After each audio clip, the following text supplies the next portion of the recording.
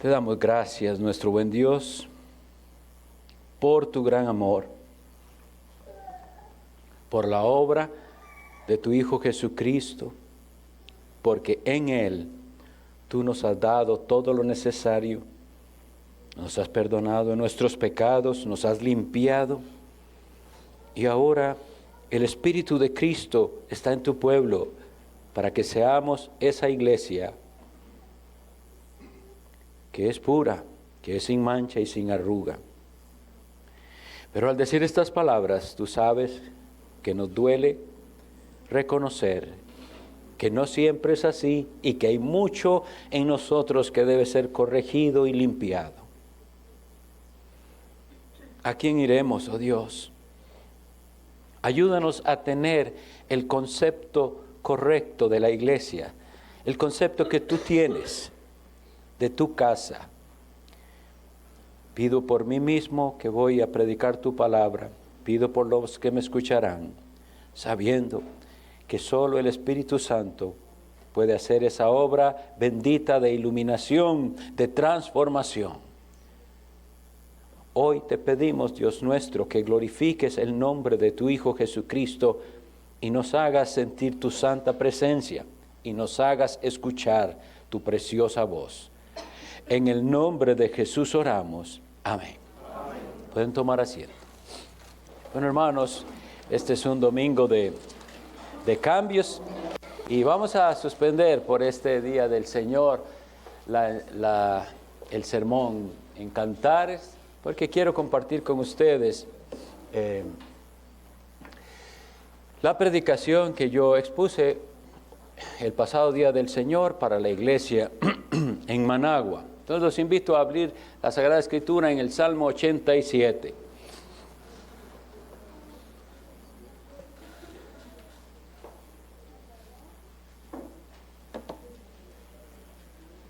Salmo 87.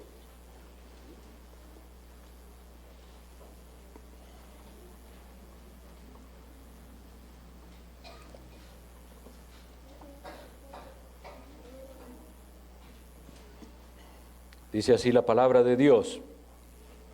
A los hijos de Coré, salmo, cántico. Su cimiento está en el monte santo. Ama Jehová las puertas de Sión más que todas las moradas de Jacob. Cosas gloriosas se han dicho de ti, ciudad de Dios. Yo me acordaré de Rahab y de Babilonia entre los que me conocen. He aquí Filistea y Tiro con Etiopía, este nació allá. Y de Sión se dirá, este y aquel han nacido en ella, y el Altísimo mismo la establecerá.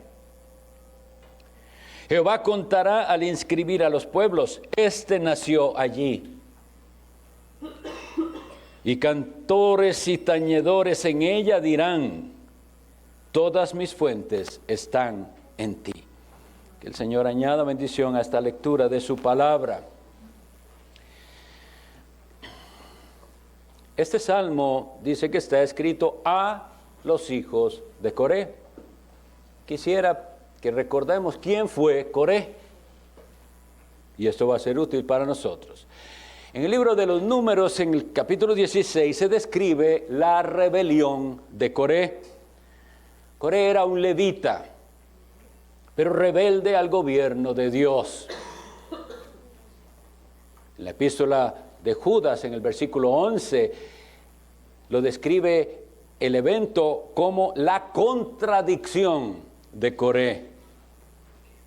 Coré y 250 más recibieron un juicio severo por rebelarse injustamente contra Moisés y Aarón. Eran Coré, Datán y Abiram, y 250 con ellos. Y el hombre de Dios en aquella ocasión, Moisés, expresa una de las cosas que llegan al corazón cuando él se ve a sí mismo y no quiere defenderse, ni va a defenderse. Y entonces la palabra del Señor nos dice que Él lo que hace es postrarse ante Dios. Pero después dice así al pueblo de Israel: si como mueren todos los hombres, mueren estos, Jehová no me envió. Esto es fuerte, porque la Biblia dice que se abrió la tierra y fuego los consumió a Coré, Datán, Abirán y a todos sus séquitos. Esas palabras solemnes de Moisés nos tienen que llegar. Dios puede emitir juicios así directos. Él decide cuándo. Ahora bien, en el libro de los Números también, en el capítulo 26, versículo 11, leemos que los hijos de Coré no murieron. No fueron consumidos con la rebelión de su padre y de otros, sino que quedaron en el pueblo de Israel. Y cuando leamos los salmos y escuchemos esos nombres, Asaf, Emán, Etán, son descendientes del levita Coré, son descendientes de un rebelde. Coré significa árbol sin hojas. ¿Y por qué les digo todo esto? Porque yo creo que tiene mucho sentido para nosotros entender esto. Este salmo está dirigido a los hijos de un rebelde. Un rebelde que era un árbol sin hojas. Eso nos dice mucho. Así fue nuestro padre Adán, que pecó. Somos descendientes de un rebelde, un árbol sin hojas. Y sin embargo, veremos la gracia de Dios manifestada incluso a rebeldes y a los hijos de los rebeldes. El salmo empieza como muy abruptamente, porque vean la manera de empezar. Su cimiento está en el Monte Santo. ¿De qué estamos hablando? Bueno, la versión antigua dice sus cimientos. Es lo más apegado al hebreo. Dice sus montes, la versión antigua dice, su cimiento está en los montes santos. Eso es lo que quise decir, que en el hebreo monte santo está en plural. Y entonces tenemos que preguntarnos, su cimiento está en los montes santos. Su cimiento, ¿de qué estaremos hablando? Estamos hablando de una ciudad. Ahora, al usar esta expresión, monte santo o los montes santos, quisiera que hacemos un repasito también de lo que la Sagrada Escritura nos enseña con respecto a montes santos. Moisés mismo, cuando cuidaba las ovejas de su suegro, llegó a un monte, Horeb, y la Escritura nos dice, y llegó a Horeb, monte de Dios. ¿Qué fue lo que hizo que ese monte fuera especial? Que leemos en Éxodo 3:1. ¿Qué es lo que hizo que aquel monte fuera especial? La presencia de Dios. Ese fue el momento en el que Moisés vio a aquel arbusto que ya se llamaba una zarza, envuelto en llamas y sin embargo sin quemarse. Y luego Dios le dijo, vendrá el momento en que usted, cuando saque al pueblo de Israel de Egipto, vendrá y adorará aquí, en los montes, en las montañas del Sinaí. Y en Sinaí, esos montes se vuelven santos. ¿Por qué? Una vez más, por la presencia de Dios, porque Dios vino a dar su ley en el Sinaí, lo cual leemos en Éxodo 19, 11 y 18, el monte que humea, el monte de donde hay relámpagos y nube, y montes santos, que se vuelven santos por la presencia de Dios.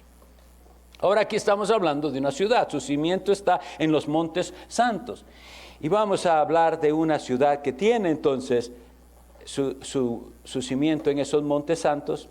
Y quisiera iniciar leyendo Génesis 22, 14, porque este relato nos va a aclarar qué es lo que hace especial a un monte en la Biblia.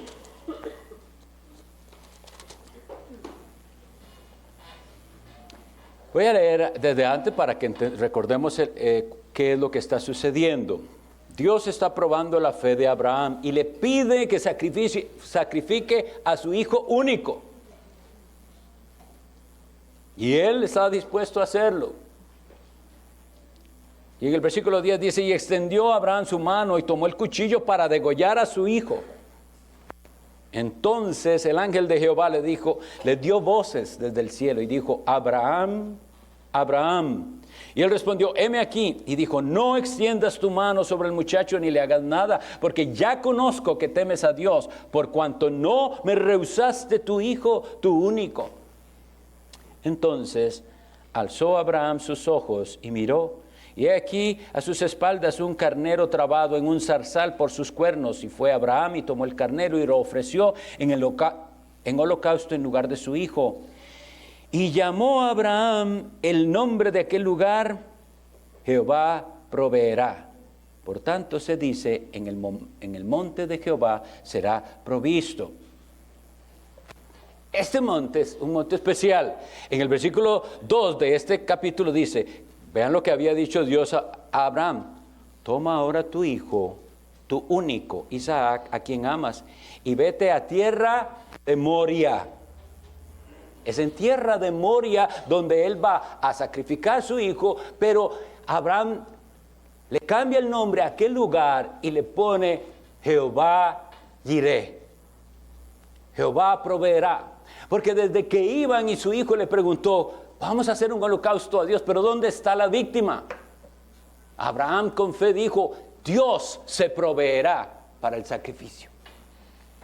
Entonces en el monte de Jehová fue provisto y aquel monte se volvió un monte santo, porque Dios vino y proveyó, y es algo precioso. Ahora, tengan en cuenta ese nombre Moria, porque en 2 de Crónicas 3:1 dice lo siguiente.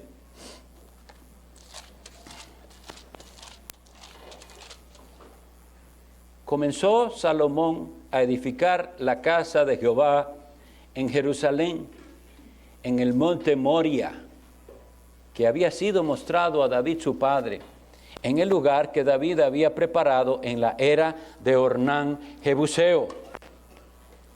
Ese Ornán en el libro de Samuel es llamado Arauna, es la misma persona, pero es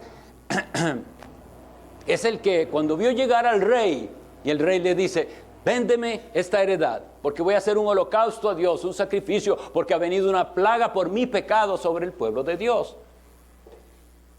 David había pecado haciendo un incenso cuando no tenía que hacerlo. Es que las cosas se hacen cuando Dios dice y si Dios dice, y él no había mandado hacerlo. Y ese pecado trajo una plaga terrible a Israel. Y el ángel y el profeta le dice a David, vaya y ofrezca holocausto a Dios para que pare este castigo. Y cuando él llega a la era de Ornán o Arauna Jebuseo, él le pide a él, véndame porque voy a ofrecer holocausto a Jehová. Y Ornán Jebuseo le dice, la era es suya, se la doy y le doy los bueyes y le doy todo. Y David responde, no, démela por el justo precio, porque no ofreceré a mi Dios sacrificio que no me cueste nada. Era un hombre íntegro y ese lugar era especial y se lo había mostrado Dios. Ahí es donde se levantará un día la casa de Dios. De esos montes es que estamos hablando. Lugares especiales que se vuelven más bien especiales por la presencia bendita de Dios. ¿Cree usted en la presencia de Dios? Yo tengo gran pesar de ver a las personas venir a los cultos y nunca experimentar la presencia de Dios. Es simplemente venir, sentarse, salir y es la misma cosa. Sin sentir esa cercanía de Dios. La Biblia nos dice que es posible y Dios lo hizo. Y eso hizo especial aquel lugar. Estábamos entonces hablando, cuando dice su cimiento está en el Monte Santo, estamos hablando de la ciudad de Jerusalén. Jerusalén significa casa de paz. Y es una ciudad especial. Y vamos a ver por qué es tan especial. Dice el versículo 2. Ama Jehová las puertas de Sión más que todas las moradas de Jacob. Sión era una fortaleza. En 2 de Samuel capítulo 5 versículos 6 y 7 nos describe cómo fue conquistada esta fortaleza. Segundo libro de Samuel 5. Entonces marchó el rey, versículo 6, con sus hombres, David, a Jerusalén contra los jebuseos. Jerusalén antes se llamaba Jebús. Fue cambiado su nombre por Jerusalén, pero llega ahí, dice, contra los jebuseos que moraban en aquella tierra, los cuales hablaron a David diciendo, tú no entrarás acá, pues aún los ciegos y los cojos te echarán. Queriendo decir, David no puede entrar acá. Y el versículo 7 dice, pero David tomó la fortaleza de Sión, la cual es la ciudad de David. Había ahí un castillo, una fortaleza es un castillo. Un castillo donde había gente rebelde al rey David. Y eventualmente son conquistados. ¿Nos está hablando Dios hoy? ¿No somos nosotros esa ciudad rebelde conquistada por el verdadero Rey Jesucristo? Y entonces aquella ciudad que era rebelde se vuelve la ciudad de David. Nosotros que éramos una ciudad rebelde nos volvemos la ciudad de Dios, la ciudad del Rey. Aquel salmo que a veces cantamos dice, grande es Jehová y digno de ser en gran manera alabado en la ciudad de nuestro Dios, en su monte santo. Hermosa provincia, el gozo de toda la tierra. Es el monte de Sión, a los lados del norte, y esto es lo que la hace preciosa, la ciudad del gran rey. Las puertas de aquella ciudad que un día fue rebelde, ahora son amadas por Dios. Ama Jehová las puertas de Sión. Las moradas de Jacob son amadas, pero las puertas de Sión son más amadas. ¿Por qué? Porque ahora ahí en Sión está la casa de Dios. La casa de Dios, entonces, según se le revela a David, debería estar ahí, y ahí construye Salomón el templo para la adoración corporativa, para las ordenanzas sagradas. Recordemos lo que Dios había dicho en Deuteronomio 12:13 a Moisés. Cuídate de ofrecer sacrificios o holocaustos donde quisieres. En el lugar que Jehová escogiere, ahí ofrecerás tus holocaustos. Y el lugar fue Jerusalén. Así que no era permitido para el pueblo del antiguo pacto ofrecer donde ellos quisieran. Había un lugar designado. También nosotros no podemos decir, yo aquí adoro en mi casa solito, o yo aquí reúno a mi familia. Claro que debe hacerlo y debe adorar solito y con su familia, pero Jehová ama las puertas de Sión, su casa. Debemos nosotros arrepentirnos de todas las veces que quisimos adorar a Dios a nuestra manera. Y recordar, no, Dios ha dicho cómo y dónde y cuándo. Dios ha especificado. Ahora vean que dice, ama Jehová las puertas de Sión. Dios ama. ¿Se siente usted amado por Dios? Yo sé que una labor terrible del enemigo es hacernos sentir que no somos amados. Y aquí en la iglesia, el Espíritu Santo cuando actúa nos hace sentir amados. ¿Y cómo es? Porque la palabra llega, pero también porque el Espíritu Santo que fue derramado en el corazón de los creyentes da ese amor y nos sentimos queridos y amados en la casa de Dios. Hay personas que vienen a la iglesia y parece que no disfrutan estar en la iglesia, porque en cuanto termina lo que hay que hacer es huir de ese lugar. Si la presencia de Dios está aquí y si el amor de Cristo está aquí, ¿por qué no? ¿Por qué no? Porque parece que no se disfruta y hay que salir huyendo de la iglesia.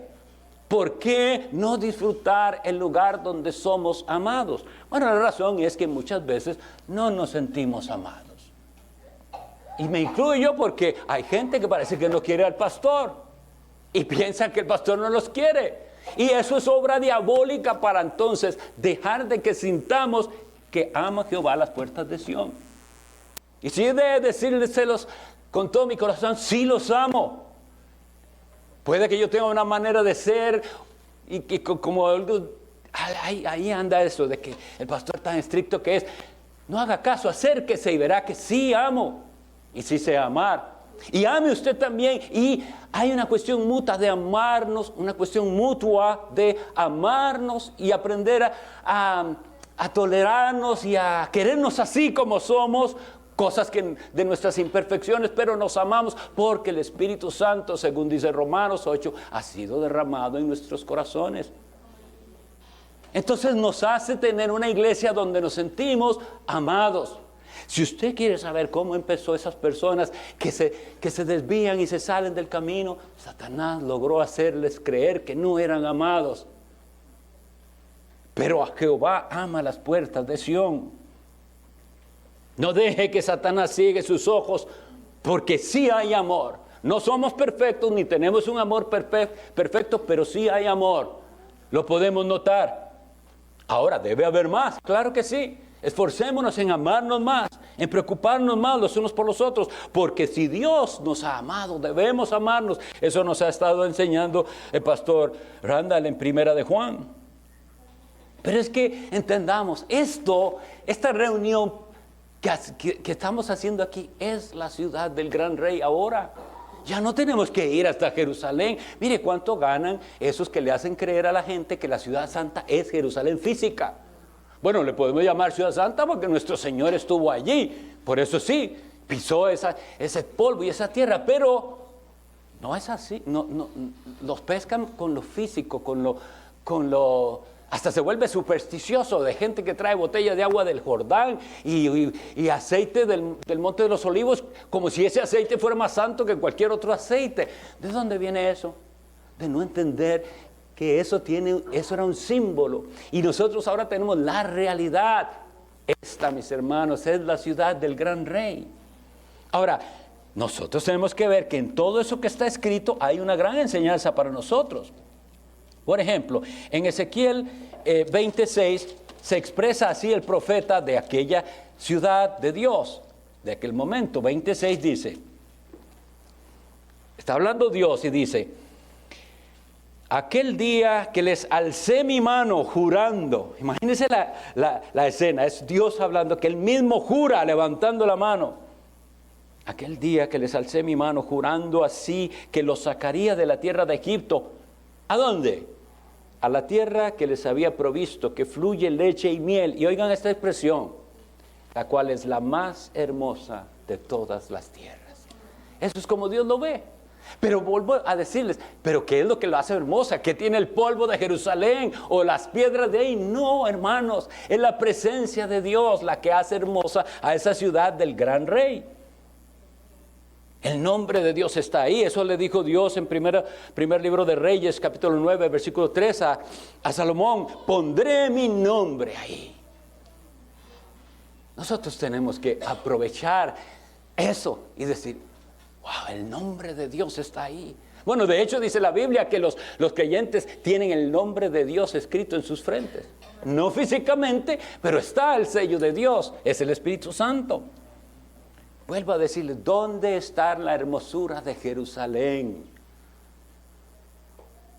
Si no entendemos eso, nos volvemos supersticiosos como otros. Pero esta ciudad es amada. ¿Y por qué? Por la presencia de Dios.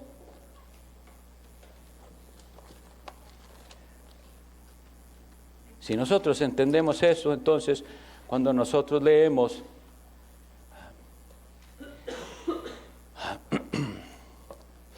en Apocalipsis, ese montón de símbolos tendremos mejor entendimiento. En Apocalipsis 29 dice, por ejemplo, y subieron sobre la anchura de la tierra y rodearon el campamento de los santos y la ciudad amada.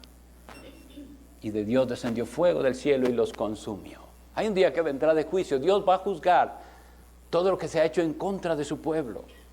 Pero a esa que se llama la ciudad amada no es Jerusalén física, porque a la Jerusalén física en Apocalipsis más bien se le llama Egipto y Sodoma. Y él dice donde murió nuestro Señor. Entonces, entendamos esto, porque no de ninguna manera despreciamos lo que ha sido históricamente Israel y Jerusalén. Los israelitas, como dice el apóstol Pablo, de los cuales son la adopción, la gloria, el pacto, la promulgación de la ley, el pacto y las promesas. Dios trató con ellos. Y todo lo que diga la Biblia de Génesis a Apocalipsis es beneficioso para nosotros si entendemos y aprendemos a interpretar la Biblia. Pero esa ciudad amada de la que estamos hablando en el Salmo 87 es la ciudad del gran rey, la ciudad de Dios, Jerusalén la celestial.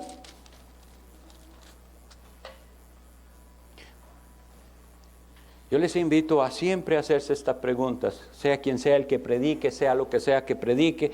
Y la pregunta es, ¿qué tiene esto que ver con nosotros? ¿Qué tiene esto que ver conmigo? La Biblia llama, como le digo, a la iglesia la Jerusalén celestial. Eso está en Hebreos 12, 22 y 23. Y entonces de lo que habla aquí es de las puertas de la iglesia de Dios. Y la iglesia de Dios tiene una forma visible que llamamos nosotros la iglesia local. En 2 Timoteo 3:15 nos dice el apóstol Pablo, la iglesia del Dios viviente, columna y baluarte de la verdad. Una columna es algo que sostiene. Si botamos una de estas columnas, ¿qué pasa? Se nos cae el techo, ¿verdad?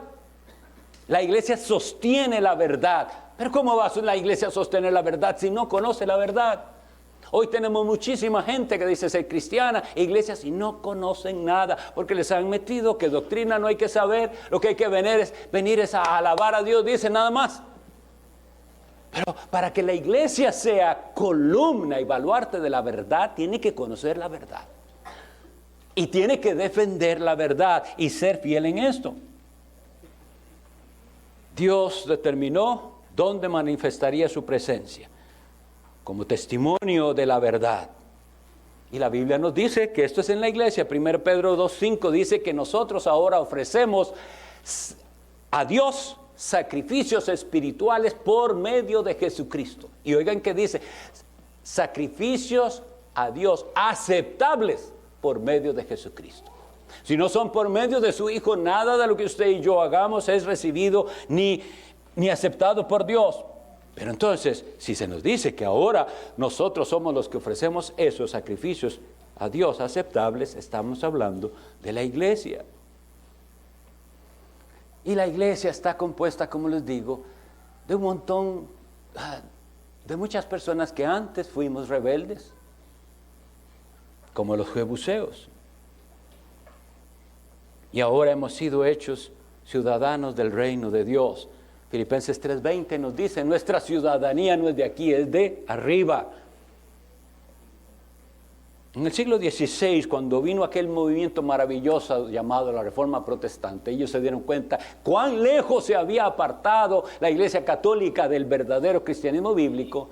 Ellos comienzan a determinar, ¿y qué es lo que está mal en la iglesia? Bueno, tantísimas cosas, pero ellos dijeron por lo menos 3 cosas que hacían que una iglesia fuera verdadera iglesia. Y la primera era la predicación fiel de la Sagrada Escritura. Si un grupo o iglesia no tiene esto, la predicación fiel de la Biblia, no es más iglesia. Este es el fundamento. Lo segundo que ellos dijeron era la administración correcta de los sacramentos u ordenanzas sagradas. Y nosotros tenemos que luchar por esto. ¿Qué es la administración correcta? ¿Vamos a bautizar a cualquiera que diga ahí que es cristiano? ¿O vamos a tomar el tiempo para indagar mejor si es convertido, si de verdad conoce a Jesús, si ha nacido de nuevo antes de hacerlo pasar a las aguas del bautismo? Para que represente de veras la sepultura y una resurrección a una vida nueva. Vamos a tener el respeto que se debe, la cena del Señor. Pues eso, si nosotros bajamos el estándar en eso, dejamos de ser entonces iglesia del Señor. Y finalmente, la tercera marca de la cual hablan los reformadores es la disciplina eclesiástica, es decir, una iglesia con orden, en la cual no significa que no hay pecado, surgirá pecado, ustedes, en mí, en quien sea, pero en la iglesia del Señor el pecado se trata bíblicamente. Si nosotros vemos pecado y volvemos a ver para otra parte y hacemos que no está pasando nada, estamos pecando. El pecado tiene que ser tratado bíblicamente. Pero ¿qué creen algunos que es tratar bíblicamente con el pecado? ¿Caer encima del que cayó en pecado y hacerlo sentir peor de lo? No, es hacer nuestro mayor esfuerzo por restaurar a ese que creemos que es hermano, pero por su comportamiento comenzamos a dudar. Entonces, iglesia del Señor, si se han de decir cosas gloriosas de nosotros, como dice el versículo 3, cosas gloriosas se han dicho de ti, ciudad de Dios. Debemos predicar la palabra a tiempo y fuera de tiempo, sin salirnos de lo que este libro nos dice. Tenemos que ser cuidadosos en la recepción de miembros, en la administración de las ordenanzas y dispuestos a la tarea dura, dolorosa de aplicar la disciplina, así como lo hacemos con nuestros niños, que ellos saben. Yo espero que usted, padre, le diga eso a sus hijos, porque tenemos que hacerlo. Nadie en la vida te quiere como yo, pero porque te quiero tanto, no te voy a dejar hacer lo que te dé la gana. Ese es el amor, y eso es lo que tienen que sentir las personas miembros de la iglesia. Que nosotros no vamos a hacer hasta lo último, agarrándolos, no dejándolos que los arrebate Satanás y el mundo. Pero si eventualmente lo hacen, tendremos una conciencia limpia. Que se diga de nosotros esas cosas gloriosas, que somos una casa de oración, como dice Isaías 56:7, lo cual repite Cristo en Mateo 21:13. Pero pensemos, vivimos en un tiempo donde para la gente no creen que la iglesia sea una casa de oración, no lo consideran algo glorioso. ¿Qué les impresiona a las personas de la iglesia? Ciertamente no esto. Pero que Dios nos concediera que se diga, no son perfectos, pero esa iglesia ora. Esa iglesia ora, clama a Dios juntos, en parejas, corporativamente. Una iglesia de oración, eso es una cosa gloriosa. Y algo impresionante que no entendían tampoco los hebreos es que Dios dijo, mi casa de oración será llamada para todos los pueblos. Y los hebreos es como que eso lo quitaron. Ellos no podían aceptar que para todos los pueblos, porque ellos decían, para nosotros. Lo triste es que esa que fue casa de Dios, donde sí estuvo su presencia, y la gloria de Dios se manifestó ahí, un día esa gloria salió de aquella casa. Y cuando Jesús profetiza a Jerusalén sobre lo que viene sobre ellos por su incredulidad y por rechazar al Hijo de Dios, les dice, vuestra casa os es dejada desierta. Y ya no dice la casa de Dios, ya no dice mi casa, ahora les dice, esto es la casa de ustedes, esto que tanto valoran, esta arquitectura preciosísima, ahí es donde está el corazón de ustedes, en lo físico, material. Os es dejada desierta, no quedó piedra sobre piedra, y el juicio de Dios vino. La iglesia del Señor, si entendemos bien lo que dice Gálatas capítulo 4, versículo 26, es madre de todos nosotros. ¿Ve usted la iglesia como su madre? ¿Es Jerusalén su madre? La Jerusalén celestial. Y si esto es así, se debe notar en su comportamiento en la iglesia y sus sentimientos para con la iglesia.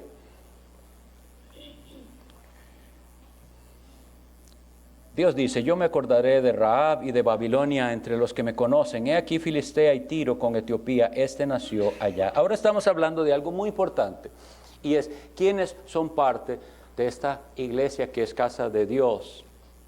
Como les decía, los hebreos pensaban que solo ellos, pero Dios les dice algo que ellos no podían comprender. Rahab aquí significa Egipto. Entonces Dios está hablando de ciertos países contrarios a Jerusalén y a Israel de diversa manera. Dice Rahab, Egipto, Babilonia. Pero Egipto y Babilonia son símbolos de la cautividad, porque Israel estuvo cautivo en Egipto y el pueblo de Judá estuvo cautivo en Babilonia. Pero Dios dice que de ahí también Él tiene de los que son de Él. Lutero decía que todos los años que gobernó el papado era la cautividad babilónica de la iglesia. Pero de ahí también Dios tiene. ¿O creen ustedes que no se pueden convertir los católicos y los sacerdotes y las monjas? Y luego menciona a otros dos, Filistea y Tiro, que siempre fueron enemigos de Israel. Filistea, ustedes recuerdan, Goliat era de los filisteos. Y Tiro, de esos pueblos enemigos del pueblo de Dios, Dios de ahí también va a sacar para traerlos a su reino. Y Etiopía se menciona en la Biblia como un lugar lejano, muy lejano. Y entonces, ¿qué quiere darnos Dios a entender? De todas partes, de Egipto y de Babilonia, con lo que eso significa, de Filistea y de Tiro y de Etiopía, de todas partes, Dios traerá y les dirá, este nació allá. ¿Dónde? Pero si son de allá, ¿cómo dice que nació? Y de Sión se dirá, este y aquel han nacido en ella. Lo que tenemos que entender aquí es la importancia de que los que son ciudadanos de la ciudad de Dios deben haber nacido ahí. No importa de dónde sean, pero deben nacer ahí. Ese es nuestro entendimiento del nuevo nacimiento. Usted puede ser hijo de cristianos, de los más piadosos cristianos, pero usted, para poder estar considerado como súbdito del reino de Dios, debe nacer de nuevo. Tiene que nacer en la ciudad de Dios. Y le pregunto, ¿ha nacido usted en la ciudad de Dios? El Altísimo mismo la establecerá. Jehová contará al inscribir a los pueblos, este nació allá. Cuando hablamos de esto, es bien importante que entendamos. No se trata de que usted esté en el acta de los miembros de la iglesia. Deseamos. Pero usted puede estar ahí y no estar registrado en el registro de Dios. Y eso está espantoso de pensar.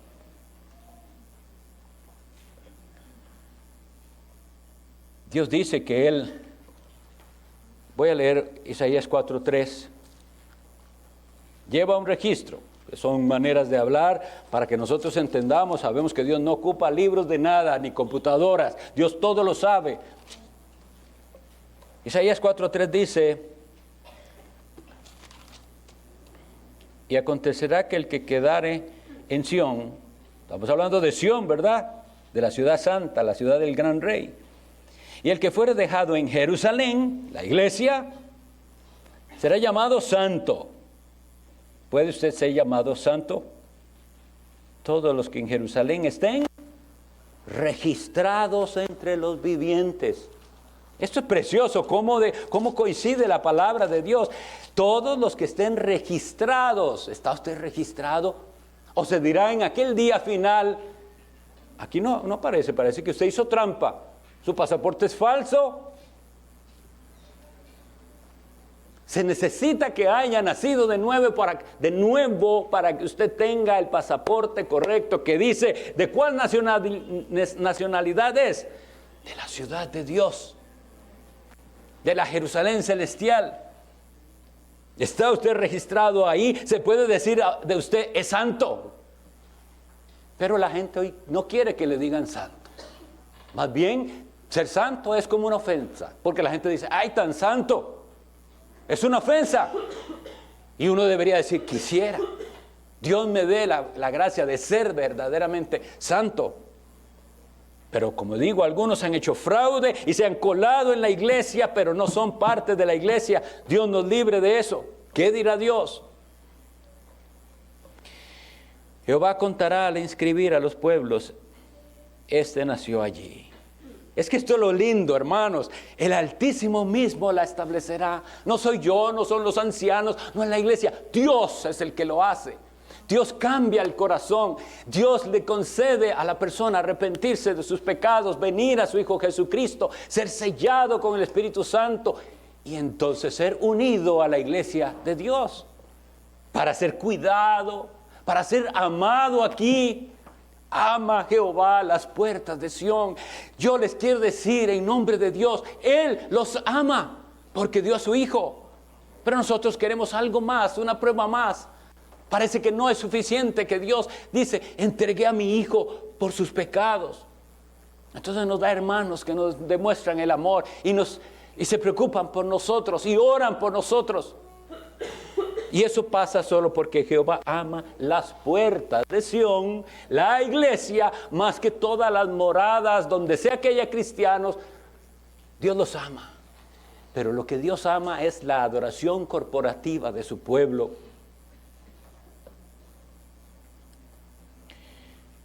El versículo 7, para terminar, dice, y cantores y tañedores en ella dirán, todas mis fuentes están en ti.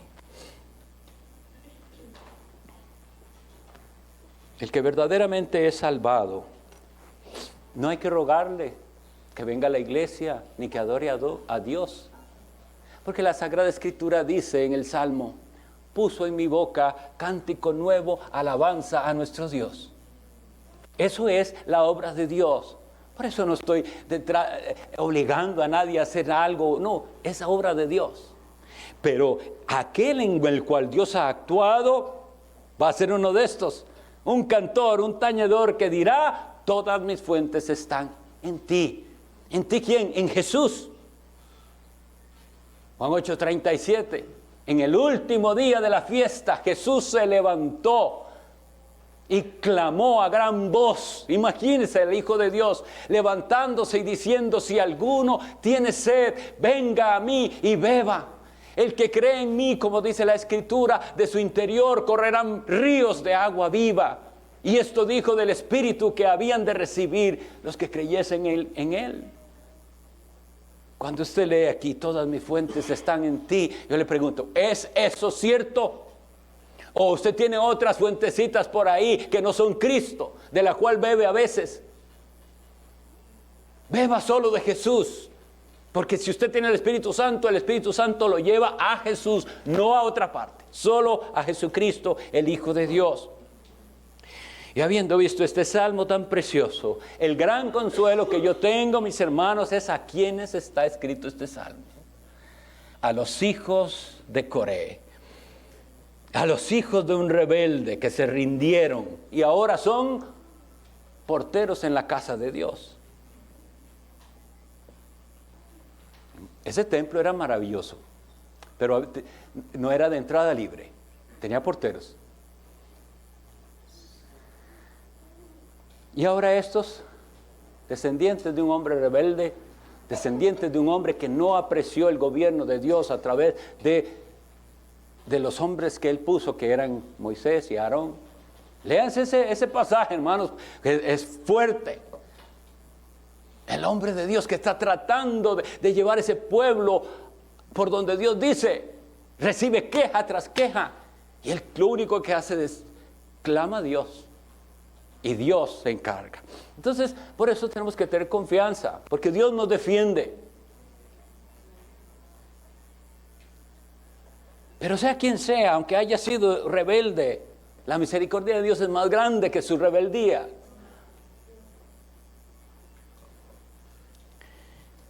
Yo quisiera, al leer este versículo 3, preguntar: ¿qué se dirá de la Iglesia Bautista Reformada de San José? Porque aquí dice: cosas gloriosas se han dicho de ti. Se dirá que es una iglesia bíblica, separada del mundo, santa, misionera, activa, una iglesia trabajadora. O se dirá, usted piense. Ahora, pueden hablar mal, pero por ignorancia. Déjenlos, hermanos. No tenemos que estarnos defendiendo ni explicando demasiado, porque ustedes y yo sabemos que muy pronto le van a decir: esa iglesia tan legalistas que son. No se defienda, hermano, porque no saben qué es el legalista. Aquí se predica el evangelio de la gracia, pero una gracia que transforma al pecador y no lo deja como era, lo transforma y lo hace santo. Si no hace eso la gracia de Dios en usted, no es la gracia de Dios. Jehová contará al inscribir a los pueblos: este nació allí. Y cantores y tañedores en ella dirán: todas mis fuentes están en ti. Que el Señor bendiga su palabra. Oremos.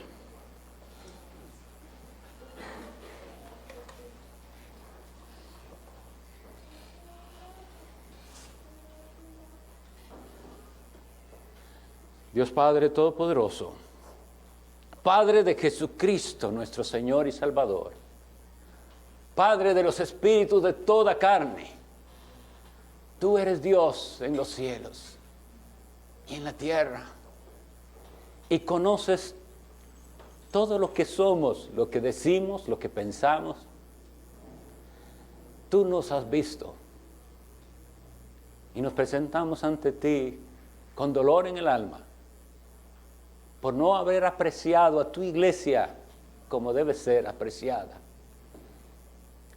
Tu misericordia es tan impresionante porque tú nos ves, no en nuestros pecados, sino a través de Jesús tu Hijo, limpios. Pero queremos que esa gracia transformadora actúe en nosotros para ser cada vez más santos. Y rogamos, y yo te ruego, Dios mío, escúchame, yo te ruego, haz de esta iglesia en San José una iglesia de la cual se digan cosas gloriosas, no para nuestra gloria, para la gloria de nuestro Salvador. Quita de nosotros el orgullo, quita de nosotros esa jactancia vana. Nada somos sin ti. Si algo hemos avanzado es por tu gracia. Danos amor, paciencia para con los demás, ternura para las almas tan necesitadas. Oh Señor, y como sabemos que hay un enemigo que está tratando de dañar tu viña, hoy rogamos, Señor, reprende las obras del enemigo y danos victoria sobre el mal. Bendice a cada alma aquí presente y ayúdanos a avanzar llevando este mensaje. Solo hay una fuente de la cual podemos beber, que es tu Hijo Jesucristo. Y en Él oramos. Amén.